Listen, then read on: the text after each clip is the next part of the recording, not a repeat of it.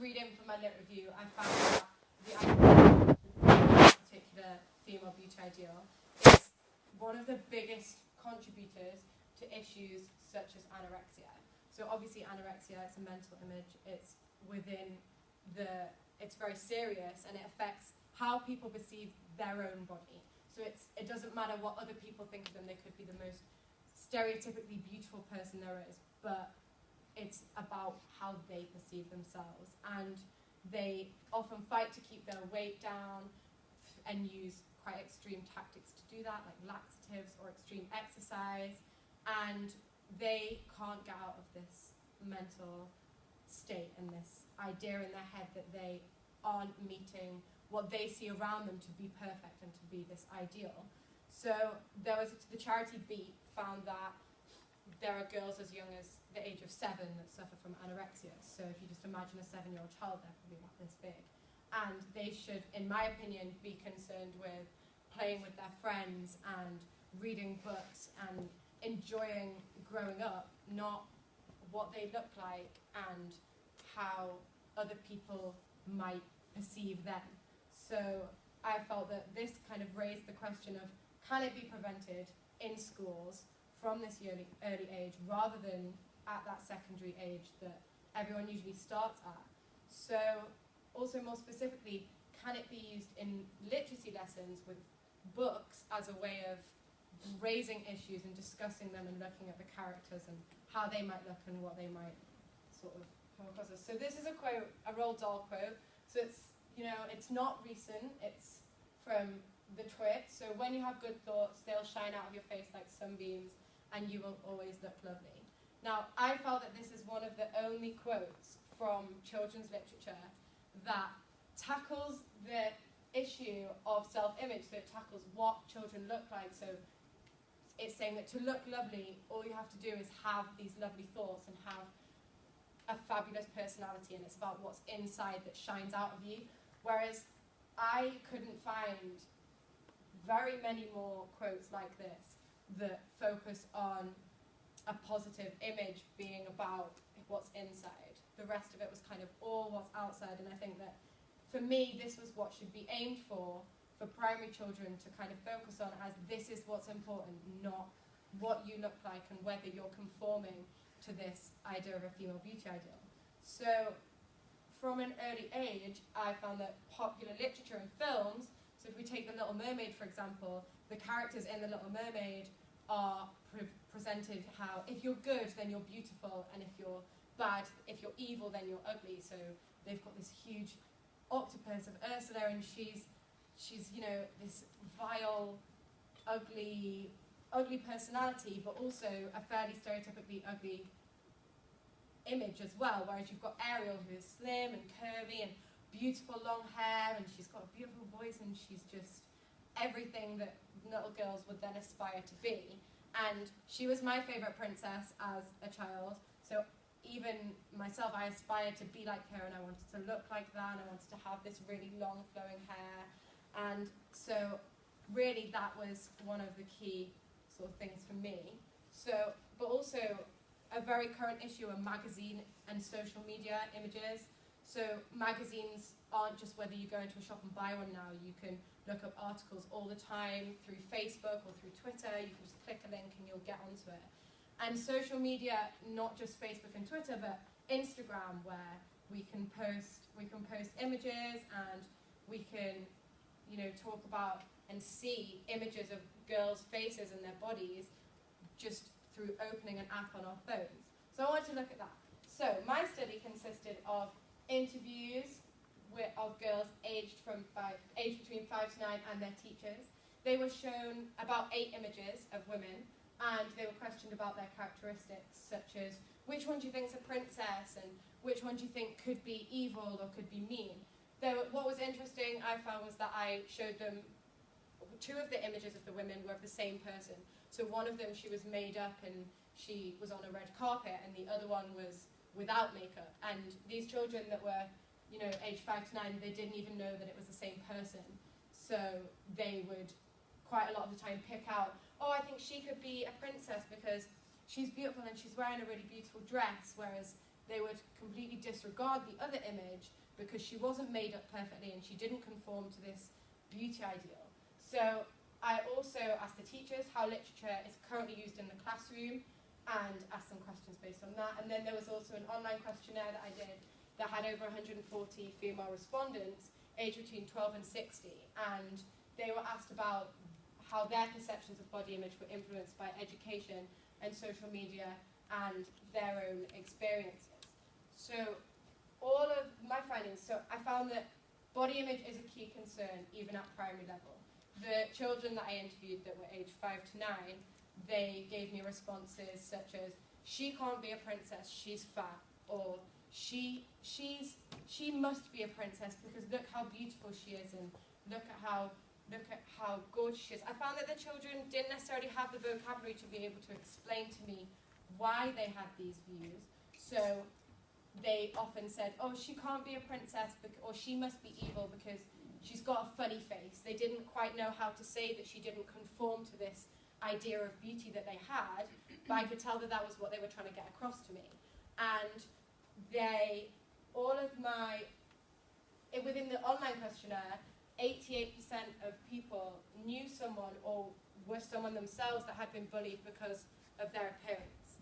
So obviously bullying is a huge issue in schools, but for 88% of 140 odd people that had been interviewed, and that was just people that I knew and people that I'd shared the questionnaire with on social media to say that it was an issue for them and that it was relevant for them, surely we need to do something to prevent that. So the teachers, they were like, yeah, that's a great idea, how can we prevent it? They didn't know how because they didn't know any books that could help and they could use to help. And they weren't aware of how, even if we used a princess story and we used a fairy tale, they didn't know how to start a debate and start a discussion on, okay, well, is she a princess because she's beautiful? They kind of were very wary of how to even start that and to gauge that.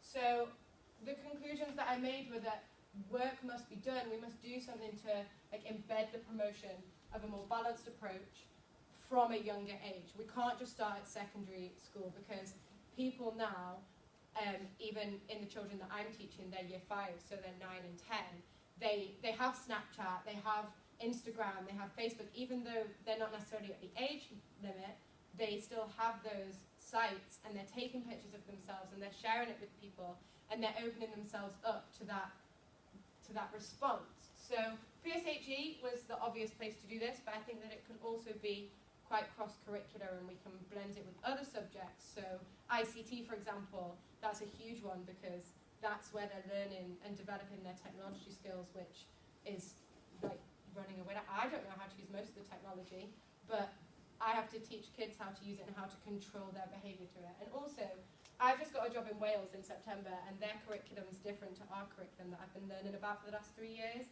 And specifically in the foundation framework, so from like age 3 to age 7, or 8 or 9, they have a whole strand in their curriculum of self-image and self-worth and well-being, which we just don't have at all. And they're educating their children from the age of 3. So why are we not doing that? Why shouldn't we follow suit with them? Because I really do think that it's such an important issue for young children. Thank you.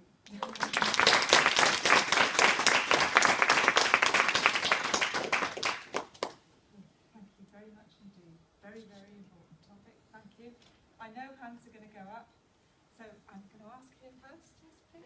I'm just wondering if you have any recommendations for how you would involve parents in promoting these messages as well, so the teachers can't be expected to do so much and it should really continue at home as well, so Yeah, how you connect. definitely. So I did look quite a lot at that within sort of my research and all of that sort of thing. So I think that it's really important to maybe do some workshops with parents to kind of educate them on, okay, so you've said, okay, yeah, John, you can make a Facebook profile, like that's fine, and they've helped them set it up, but actually, how do they then monitor it? Because my mum wanted to have me as a friend on Facebook, and I was kind of like, no, Mum, like, I don't think so. But it is important for parents to kind of know what's happening. and what their children are doing so that they can help them and support them. But also quite a big issue in relation to sort of the stigma that surrounds it all and that sort of thing was to do with their parents and what they're saying to them at home. And even just if a parent's on a diet, then the child's going to see it and they're going to say, oh, well, mum wants to lose weight, but they don't see their mum as being anything that needs altering. They see them as their mum that loves them and this beautiful person. So it's about sort of helping to communicate to the parents, look, this is the work we're doing in school, this is what you can do, or just be aware of it even, so that you're not necessarily contradicting what we're saying. Does that make sense? I noticed that you focused primarily on girls. I presume that's because you're a woman.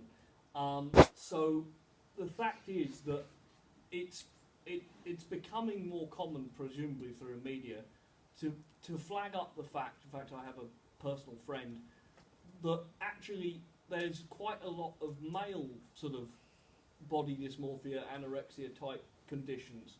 So is this particular type of thing only able to be limited to girls, because you were talking about princesses and what have you, or can there be a way to look at broadening it for all sort of primary age children? Absolutely. I think one of the main reasons why, and in my dissertation I have a whole section that talks about why I focused on girls, but I focused on girls because there's higher rates of things like anorexia, and because obviously I was very limited in what I could achieve and my time constraints, so it was more difficult for me to look at everything. I had to choose to either look at everything in a little bit of detail or to focus on girls and look at that in a lot more detail. Obviously with boys you've got things like this whole prince sort of outlook. They need to have these broad shoulders, and they need to be strong and be able to come and swoop in and save the girls.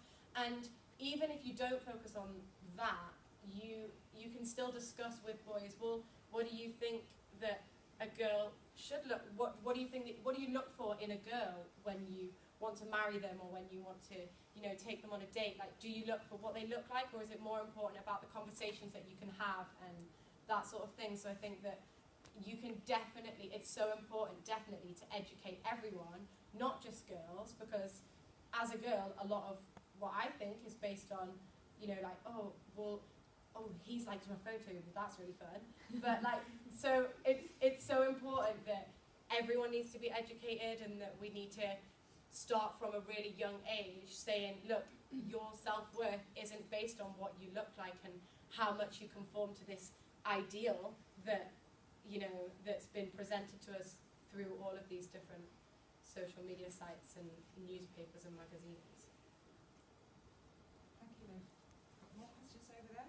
Gentlemen? I noticed you also talked about anorexia. Did you also look at bulimia?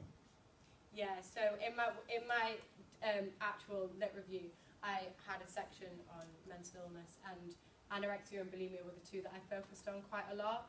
So with bulimia, it's very similar in that obviously they often have binge eating, and then they'll go and be sick, and it's a very similar sort of mindset in that they feel very, very guilty after they've eaten anything, and it's where that really stems from rather than the actual illness itself, and it's whether we can help to combat those sorts of different things. So the anorexia and the bulimia and the binge eating and all of that sort of thing, and it's how we do that, and whether if we do educate them from a really young age and praise them all the time and focus on their strengths of character rather than what they look like, then whether all of those sorts of illnesses can be sort of prevented.